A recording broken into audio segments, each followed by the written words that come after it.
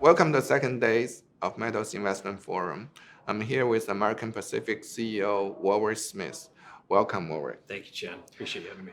You have been a good friend with the Metals Investment Forum, and we just chatted. You were the number one performing junior gold stock in 2021. It has been quite a run. It's been quite a run. Yeah, it was a tremendous. 2021 was a tremendous year for the company. A real year of growth. We fully anticipate that 2022 will be a significantly better year than 2021 with everything that's coming. Wow, excellent. So you have three very exciting projects. Each can become a world-class project based in America, US. So can you tell us, starting with Tuscarora, I believe it's coming originally from Novo, and Oceana had interest. I mean, it's become, I've been there, and it become a very prolific upcoming project. And It's the oldest epithermal system in the state of Nevada. It's the same age as Carlin, which is why we think it's got such high grades. We love this asset. We're spending $5 million there this year. Last year, we were able to pick up the other half of Tuscarora, so we're the first company to ever control the entire district. Some of the grades of the second half that we picked up are spectacular and have never been drilled. So we're drilling there right now.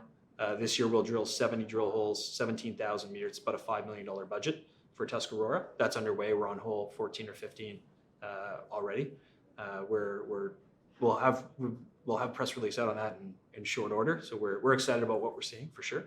So we're looking forward to putting drill results out on Tuscarora. To your point about sort of three lead assets, you know, we focus on high grade assets in the Western U.S. that can be the desire of majors. That's really the mantra for American Pacific. And we think we have that certainly in Tuscarora. Gooseberry as well, which we own 100% of Gooseberry. That's a past producing silver gold mine just outside of Reno. We drilled that last year. It's the first time it's been drilled since the 90s. Proved that there was a second vein there. We're running CSAMT there right now to try to show that we think there's going to be numerous other veins. That's what we feel. We're hoping the CSAMT proves us right. And if it does, we'll be back in drilling that this summer as well. And then there's Madison. So Madison, we're under partnership with Rio Tinto, Kennecott of Rio Tinto, Rio being the second largest mining company in the world. They're certainly looking for something big. They're coming into their fourth year of drilling. They can spend up to $30 million US to earn 70% of that project. Yeah, I saw some of the drill hole Rio Tinto did. It was fantastic grade. The grade was way out of one of the best I've seen. Yeah, it's certainly, I think the drilling results have been out of the norm for sure.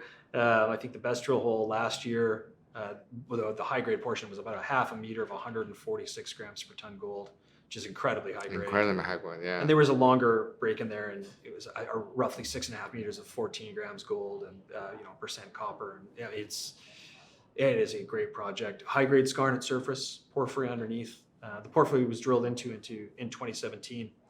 Rio's really taken real interest in the skarn and is focused on the skarn, which is great. That's easier exploration than just shooting for the porphyry. But we look forward to them taking some deep shots in porphyry as well too. So okay, yeah, that's a mother lode of. I mean the Butte mine is 48 kilometers away and produced a couple billion ounces of copper, 3 million ounces of gold, 615 million ounces of silver, if my memory serves me correct. I mean it was the third largest porphyry in the world. Yeah. So yeah, they're certainly after that. Rio's also teamed up with the USGS, the US Geologic Survey.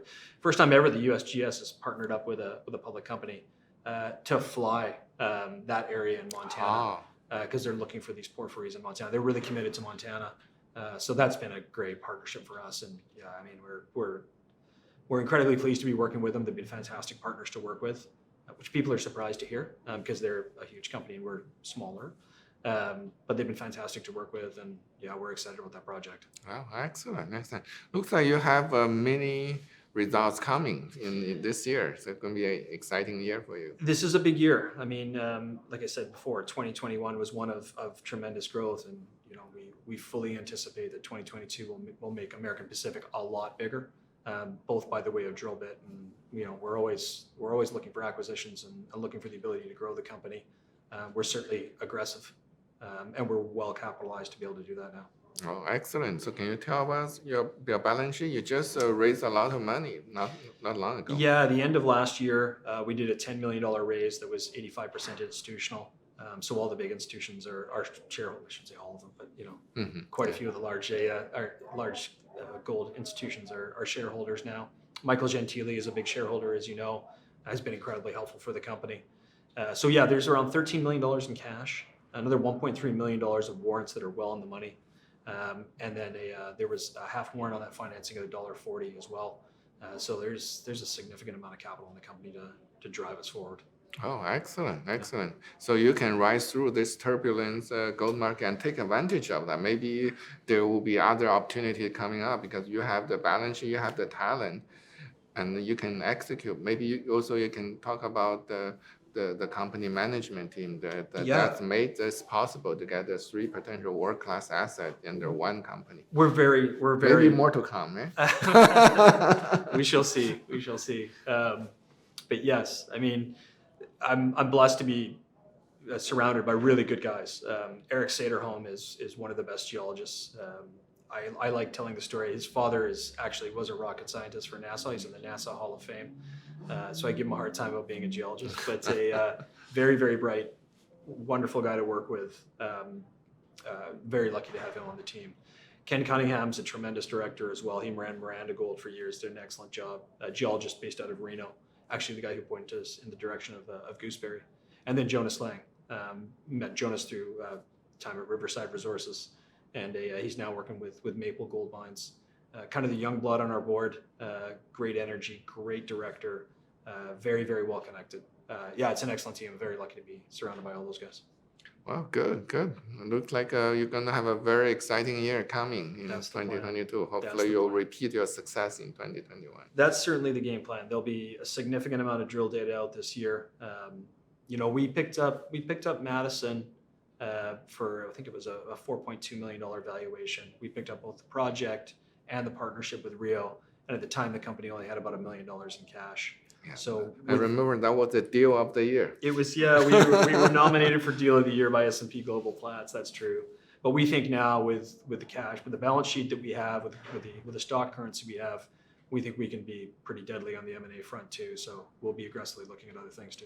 Yeah, excellent. Okay, great.